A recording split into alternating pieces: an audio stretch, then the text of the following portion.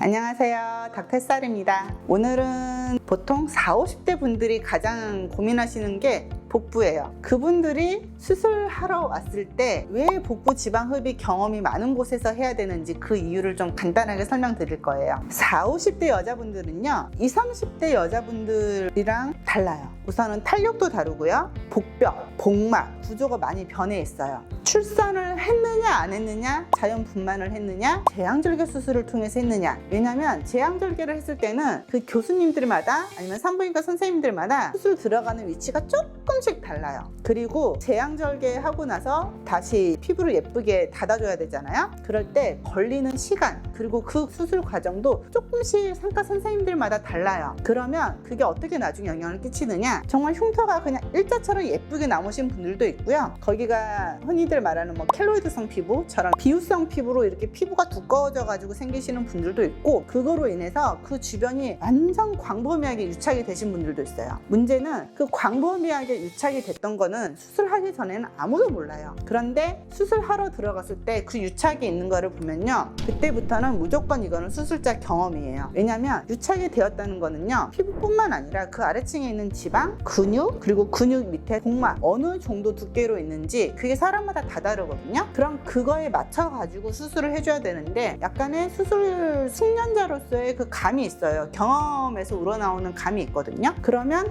이분 같은 경우는 어느 정도까지, 어느 층까지 유착이 되었겠구나, 이게 딱 판단이 돼요, 어느 정도는. 그런데 외과 의사 같은 경우는 복부 수술을 좀 많이 해요. 위도 그렇고 대장, 소장, 이런 간 수술을 할 때 다 복부를 통해서 이제 들어가서 수술을 하기 때문에 외과 의사 같은 경우는 다른 과보다는 아무래도 복부 수술에 대한 경험이 매우 많아요. 그래서 제왕절개를 하셨던 분들은 아무래도 그런 유착에 대한 거를 알 수 있는 숙련도가 필요하긴 해요. 그러면 유착이 되면 나중에 수술이 끝나고 나서 결과물에서도 그 유착 때문에 나타나요. 약간 표면이 조금 울퉁불퉁해지기도 하고요, 오른쪽이랑 왼쪽이랑 좀 비대칭으로 나타나기도 하고요. 그런 거는 저 같은 경우는 어느 정도 그냥 좀 인정을 하는 편이에요. 유착으로 인해서 아래 근육층도 달라져 있고 그 복벽까지의 거리, 간격, 두께가 다 변해져 있기 때문에 지방을 빼가지고 거기를 맞춘다? 그거는 힘들어요. 나중에 너무 울퉁불퉁한 게 힘들어진다? 그러면 차라리 그 주변 조직을 조금 녹여주는 주사라든지 이런 거로 차라리 좀 조정해 가는 게 낫고요. 만약에 수술이 끝나고 나서 제왕절개로 인해서 너무 아랫배가 좀 쭈글쭈글해졌다? 그러면 차라리 실리피팅을 받든지 바디 리니어펌을 받든지 이런 식으로 차라리 탄력관리 쪽으로 해버리시면 훨씬 도움이 되고요. 40, 50대 분들은 수술이 끝나고 나면 피부가 조금 변해 있기 때문에 약간 흉터가 조금 커질 수 있어요. 그런데 흉터 생기는 것 때문에 너무 걱정하지 마세요. 흉터에 관한 이야기는 다음에 좀 자세하게 할 필요가 있을 것 같아요. 흉터에 관한 질문도 너무 많아가지고 이거는 제가